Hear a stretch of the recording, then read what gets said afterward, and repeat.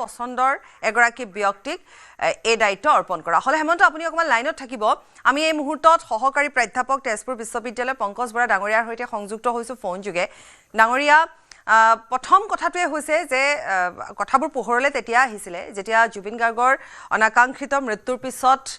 কিছু মন্তব্য আৰু সেই মন্তব্যৰ বিৰোধিতা তাৰ পিছতে এই যি ধৰণৰ এটা পৰিবেশৰ সূচনা তাত হ'ল আৰু যি এক প্ৰকাৰ আমি অৱসান ঘটিল বুলি এই মুহূৰ্তত ক'ব পাৰো মই আপোনাৰ পৰা সেই আৰম্ভণিৰ পৰা এতিয়ালৈকে তাৰ পিছত ধৰি লওক নতুন নতুন কথাবোৰ পোহৰলে আহিল শম্ভুনাথ সিঙৰ বিতৰ্কিত শম্ভুনাথ সিঙৰ এই গোটেইখিনি কথা যদি আপোনাৰ পৰা এবাৰ ভালকৈ জানো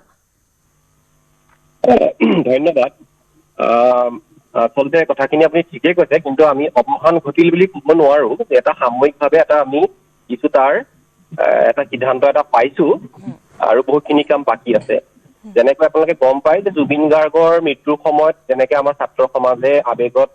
জুবিন গাৰ্গৰ প্ৰতি শ্ৰদ্ধা জনাবৰ কাৰণে তেওঁলোকে এটা অনুষ্ঠান আয়োজন কৰিব খুজিছিলে আৰু যিহেতু আপোনালোকে জানে যে বছৰৰ আধাতকৈও বেছি সময় আমাৰ উপাচাৰ্যগৰাকী তেখেত আমাৰ কেম্পাছত নাথাকে আৰু সেই সময়তো তেখেত কেম্পাছত নাছিলে আৰু আমাৰ কেম্পাছত এনেকুৱা এটা তেখেতে একনায়কত্ববাদী পৰিৱেশ সৃষ্টি কৰিছিলে যে কোনোবাই এখন মিটিঙত কোনে ৰঙা চাহ খাব নে গাখীৰ চাহ খাব সেই পৰ্যন্ত সিদ্ধান্ত ল'বলৈও আমাৰ উপাচাৰ্যজনৰ আচলতে তেখেতৰ অনুমতি লোৱা দৰকাৰ হয় গতিকে স্বাভাৱিকতেই যেতিয়া ছাত্ৰ ছাত্ৰীসকলে প্ৰাণৰ শিল্পী জুবিন গাৰ্গক শ্ৰদ্ধা নিবেদন কৰিবৰ কাৰণে এটা অনুষ্ঠান আয়োজন কৰিবৰ কাৰণে তেখেতসকলে যা যোগাৰ কৰিলে আৰু সেই অনুষ্ঠানটোৰ প্ৰতি তেওঁলোকে যিটো পাৰ্মিশ্যন পাব লাগে সেই পাৰ্মিশ্যন দিয়াত তেখেত যিহেতু ভাইচ চেঞ্চেলৰজন সেই সময়ত নাছিলে আৰু আমাৰ কেম্পাছত থকা কৰ্তৃপক্ষই সেই সময়ত কিছু সেই সময়ত তেওঁলোকে এই প্ৰক্ৰিয়াটো অকণমান লেহেমীয়া হৈ পৰে সেইকাৰণে আচলতে স্বাভাৱিকতেই সেই সময়ত ছাত্ৰ ছাত্ৰীসকল ক্ষোভত ফাটি পৰে আৰু তেতিয়াৰ পৰাই এই গোটেই আমাৰ যিটো বিদ্ৰোহ বুলিয়ে ক'ব লাগিব বা প্ৰতিবাদ বুলি ক'ব লাগিব এইটো সূচনা হয় আৰু লাহে লাহে ইয়াৰ আচলতে যিটো পৰিসৰ সেই পৰিসৰটো যথেষ্ট বৃদ্ধি পালে যেতিয়া তেখেতৰ ইমান দিনৰ যি কুকীৰ্তি তেখেতৰ কেলেংকাৰী তেখেতৰ একনায়কত্ববাদী পৰিচালনা এই সকলোবোৰ কথা লাহে লাহে আচলতে ইমান দিনে কি হৈছিলে যে সকলোৱে যদিও কিছুমান কথা গম পাইছিলে বা দেখিছিলে শুনিছিলে কিন্তু বিভিন্ন ধৰণৰ ভয়তে হওক আৰু তেওঁ সন্ত্ৰাসিত কৰি ৰাখিছিলে যে মানুহক তেখেতে কথা ক'বলৈ নিদিয়ে তেখেতে ভয় ভাবুকিৰে কোনোবাই কিবা এটা ক'ব খুজিলে তেখেতক বৰখাস্ত কৰি দিম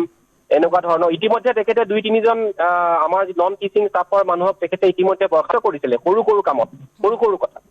গতিকে তেনেকুৱা ধৰণে ত্ৰাসৰ পৰিৱেশ তেখেতে সৃষ্টি কৰি ৰাখিছিলে আৰু যেতিয়া ছাত্ৰ ছাত্ৰীসকলে ওলাই আহিল ছাত্ৰ ছাত্ৰীসকলে প্ৰতিবাদ কৰিলে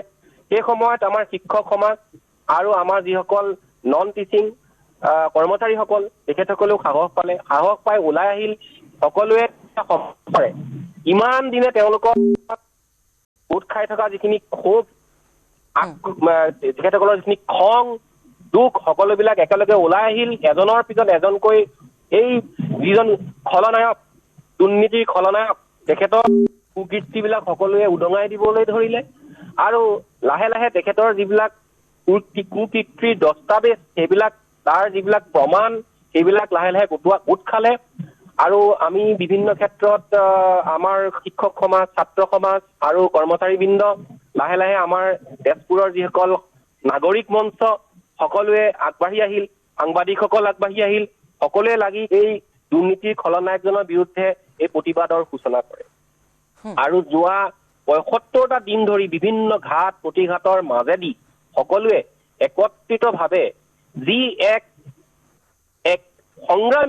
সংগ্ৰাম প্ৰতিবাদ কৰি দেখালে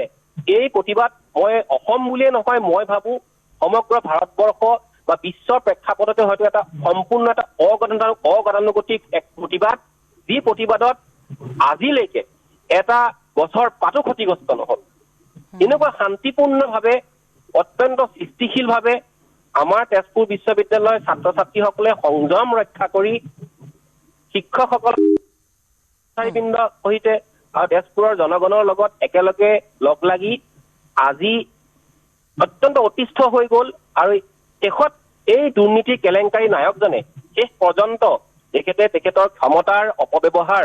কৰিবলৈ তেখেতে কোনো ধৰণে কুণ্ঠাবোধ নকৰিলে আৰু আমাক শেহতীয়াভাৱে যিহেতু আমাৰ ফালৰ পৰা আমাৰ যিসকল শিক্ষক কৰ্মচাৰী ছাত্ৰ ছাত্ৰী কৰ্মচাৰীসকলৰ ফালৰ পৰা ভাৰত চৰকাৰৰ শিক্ষা মন্ত্ৰণালয়ৰ লগত যোগাযোগ কৰা হৈছিল অসমৰ মাননীয় মুখ্যমন্ত্ৰী মহোদয় তথা ৰাজ্যপাল মহোদয়ৰ লগত যোগাযোগ কৰা হৈছিল ইতিমধ্যে ৰাজ্যপাল মহোদয়ে এখন উচ্চ পৰ্যায়ৰ ফেক্ট ফাইণ্ডিং কমিটি বনাইছিল ভাৰত চৰকাৰৰ শিক্ষা মন্ত্ৰণালয়ৰ পৰাও এটা উচ্চ পৰ্যায়ৰ তেওঁলোকে ফেক্ট ফাইণ্ডিং কমিটি আহিছিল আমি বাৰম্বাৰ ৰাজ্যপাল মহোদয় আৰু শিক্ষা মন্ত্ৰণালয়ৰ লগত আমি যোগাযোগ কৰিছিলো যে আমাৰ বিশ্ববিদ্যালয়খন বৰ্তমান অচলাৱস্থাৰ সৃষ্টি হৈছে শৈক্ষিক বাতাবৰণ লাহে লাহে বিনষ্ট হোৱাৰ দিশে আগবাঢ়িছে আমাৰ ছাত্ৰ ছাত্ৰীসকলৰ পঢ়া শুনাত ক্ষতি হৈছে গতিকে আপোনালোকে অনতি পলমে এই যিজন আমাৰ দুৰ্নীতিৰ নায়ক শম্ভুনাথ সিং তেখেতক বাধ্যতামূলক ছুটিত যাবলৈ দি আমাৰ তেজপুৰ বিশ্ববিদ্যালয়ৰ আইন 1993 চনৰ তেজপুৰ বিশ্ববিদ্যালয়ৰ যিখন আইন সেই আইনত লিখা আছে যে যদি এজন উপাচাৰ্যই তেখেতে যদি কেম্পাছৰ পৰা আঁতৰি থাকে 60 দিনতকৈ বেছি আৰু তেখেতে যদি গতানুগতিক কৰ্ম সম্পাদন কৰাত যদি ব্যৰ্থ হয় তেনেহ'লে বা বিভিন্ন কাৰণত তেতিয়াহ'লে এই বিশ্ববিদ্যালয়ৰ যিজন জ্যেষ্ঠ অধ্যাপক আছে সেই অধ্যাপকজনক কাৰ্যনিৰ্বাহী উপাচাৰ্য হিচাপে এক্টিং ভাইচ চেঞ্চেলৰ হিচাপে তেওঁ নিজেই আচলতে সেই চকীত বহিব পাৰে can shall assume the charge of the vice chancellor কিন্তু এই যিটো আমাৰ আইনসন্মত কথা সেই আইনসন্মত কথাকো তেওঁলোকে উপেক্ষা কৰি পেলাই এই শম্ভুনাথ সিং এই কেলেংকাৰীৰ নায়ক উপাচাৰ্যজনে যোৱাকালি হঠাতে আমাৰ বৰ্ড অফ মেনেজমেণ্টৰ এখন মিটিং দিয়ে আৰু সেই মিটিংখনত সম্পূৰ্ণ এখন অবৈধ মিটিং যেই মিটিঙত আমাৰ থাকিবলগীয়া আমাৰ 13 জন নে 14 জন আচলতে বৰ্ড অফ মেনেজমেণ্টৰ সদস্য আছে তেওঁলোকৰ ভিতৰত মাত্ৰ যিটো আমাৰ তেজপুৰ বিশ্ববিদ্যালয়ৰ বাহিৰৰ যিকেইজন সদস্য আছে বেলেগ বেলেগ ৰাজ্যৰ তেওঁলোকক লৈ পেলাই তেখেতে জোৰ জবৰদস্তি এখন তেনেকুৱা অবৈধ মেল অনলাইন অনুষ্ঠিত কৰিবলৈ চেষ্টা কৰে আৰু সেই বৰ্ড অফ মেনেজমেণ্টৰ মিটিঙত তেখেতৰে এগৰাকী যথেষ্ট ঘনিষ্ঠ বুলি পৰিচিত এগৰাকী আমাৰ বিশ্ববিদ্যালয়ৰ শিক্ষকক তেখেতে ভাইচ চেঞ্চেলৰ হিচাপে নিযুক্তি দিয়াৰ ব্যৱস্থা কৰে আৰু এখন তেখেতে চাৰ্কুলাৰ জাৰি কৰে আৰু এই গোটেই প্ৰক্ৰিয়াটো অবৈধ আৰু এই অবৈধ প্ৰক্ৰিয়াটো যেতিয়াই শুনাৰ লগে লগে আমাৰ তেজপুৰ বিশ্ববিদ্যালয়ৰ ছাত্ৰ ছাত্ৰীসকল অত্যন্ত উত্তেজিত হৈ পৰে আৰু উত্তেজিত হৈ পৰা এনেকুৱা অৱস্থা হৈ গৈ যে আমি ইমান দিনে শিক্ষকসকলে বা কৰ্মচাৰীসকলে তেওঁলোকৰ লগত থাকি যেনেধৰণে গোটেই আন্দোলনটো শান্তিপূৰ্ণভাৱে চলি যোৱাত সহায় কৰি আছিলে তেওঁলোকে এনেকুৱা এটা অৱস্থাত লাগে যে যদি এই সময়ত এটা সিদ্ধান্ত লোৱা নহয় তেনেহ'লে এই পৰিস্থিতি আৰু বিঘ্নিত হ'ব পাৰে আৰু বেয়া হ'ব পাৰে তেনেকুৱা সময়তে আমাৰ তেজপুৰ বিশ্ববিদ্যালয়ৰ যিখন আইন সেই আইনৰ শিডিউল 2 ক্লজ 6 যিটো আমাৰ সেই ক্লজ 6 আৰু ইতিমধ্যে এই বিষয়টো আমাৰ মাননীয় সাংসদ প্ৰদ্যুৎ বৰদলৈ ডাঙৰীয়াই লিখিত প্ৰশ্নৰ জৰিয়তে আমাৰ লোকসভাত উত্থাপন কৰিছিলে আৰু তাতো একেটা কথাই কৈছিলে মিনিষ্ট্ৰী অফ এডুকেশ্যনৰ পৰা তেখেতসকলে একেটা কথাই কৈছিলে যে ইতিমধ্যে এই গোটেই প্ৰক্ৰিয়াটো আমাৰ তেজপুৰ বিশ্ববিদ্যালয়ৰ আইনমতে হ'ব আৰু তেওঁলোকে আইনৰ এই ধাৰাটো তেওঁলোকে কোট কৰি দিছিলে আৰু তাৰ পিছত অজিত কুমাৰ ভূঞা ডাঙৰীয়াও যিহেতু ৰাজ্যসভাত এই বিষয়টো উত্থাপন কৰে গতিকে ইমানখিনি পিছত বিশ্ববিদ্যালয়খনৰ বৃহত্তৰ স্বাৰ্থৰ খাতিৰত ছাত্ৰ ছাত্ৰীসকলৰ ভৱিষ্যতৰ স্বাৰ্থৰ খাতিৰত যোৱাকালি সন্ধিয়া আমাৰ বিশ্ববিদ্যালয়ৰ আমাৰ তথ্যমতে যিটো আমি জনা যায় সেই তথ্যমতে যে প্ৰফেচাৰ অধ্যাপক ধ্ৰুৱ কুমাৰ ভট্টাচাৰ্য তেখেত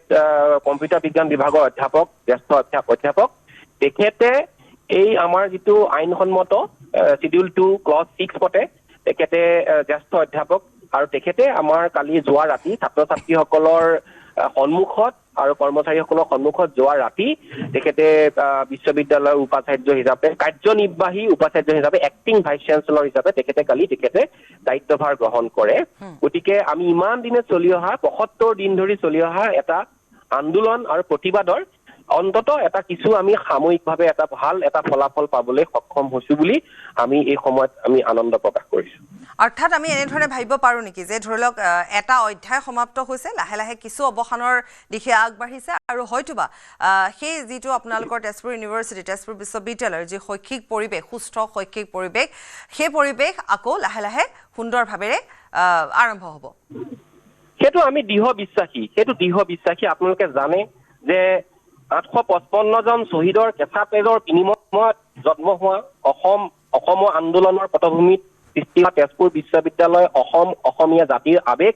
অসমৰে নহয় ভাৰতবৰ্ষৰ ভিতৰতেই 2016 চন পৰ্যন্ত 5 নম্বৰ স্থানত থকা এখন শীৰ্ষস্থানীয় বিশ্ববিদ্যালয় আছিল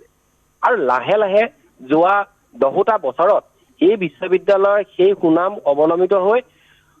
79 নম্বৰলৈকে পৰিগণিত হ'ল